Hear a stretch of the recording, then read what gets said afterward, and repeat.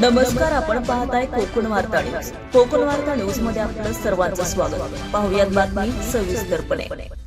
प्रांत अधिकारी महाड यांना दिनांक 20 जुलै रोजी संस्थेच्या वतीने पाणेगावातील काळ नदीच्या पात्रात असणारा धबधबा बंद करण्याबाबत पत्र देण्यात आलं. त्यावेळी संस्थेचे अध्यक्ष विशाल खांबे, सचिव वैभव शेंडगे, उपाध्यक्ष रजनीकांत माने, सदस्य रोशन सावंत वाघेरी, किशोर खोपकर महाड, सम्यक सपकाळ वारंगी, व्यंकोजी लुष्टे मागरून, प्रतीक कालगुडे वाळण हे उपस्थित होते.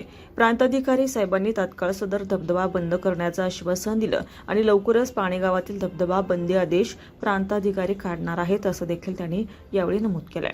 ब्युरो रिपोर्ट, कोकण वार्ता न्यूज, महाड.